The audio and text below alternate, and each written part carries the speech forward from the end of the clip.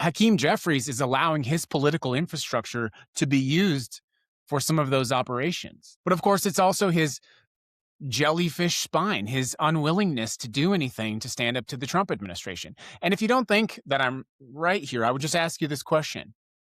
If Hakeem Jeffries was doing anything to oppose the Trump administration, why isn't Donald Trump talking about him? Why does Donald Trump not have anything to say about Hakeem Jeffries? Donald Trump gets mad at a reporter asking him a question in Air Force One. The reason you know that Hakeem Jeffries is ineffective and is a failure and is a weak man is because the president says nothing about him. More and more of you understand that you're beginning to have actual power, actual organizing power on the ground. And so if a candidate asks for your support, my dog is wagging his tail right now. He's stoked for you guys. If a candidate asks for your support, they are going to have to answer to, number one, are you taking money from AIPAC? Check yes or no. It's a flow chart. Okay, no. Okay, I like where we're going now so far. Okay, do you support having Hakeem Jeffries as Speaker of the House? Yes or no? No? We're getting closer. Is what's happening in Gaza a genocide? Yes or no? Yes. Flow chart. It goes on and on and on and on and on. And the thing is, and this is what I would say, Hakeem Jeffries thought he was being strategic. He thought that he would sit back, allow the president to cause chaos, cause all of this hysteria, that they would win the House, and he would coast himself into the speakership.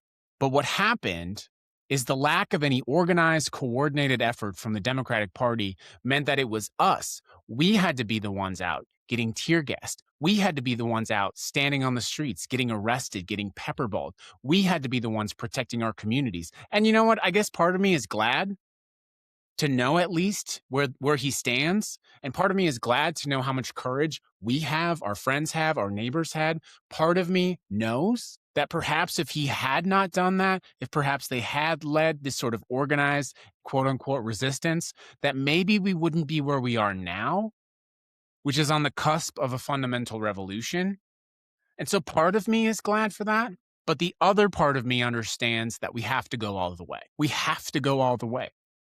And if you think that means that the midterm elections are our ticket to freedom, no. With everything you've seen a historic disenfranchise of human rights. We can't just say, oh, it's 2 years, the midterms, and let's sit back. We are engaged in a multi-generation, multi-decade struggle of liberation. And whether that's an octogenarian in Pennsylvania at the gas station, saying that the president is a piece of shit, or maybe it's young voters who are turning away from the president and turning to their own sort of excitement, their own sort of passion about getting involved with the community, building mutual aid network.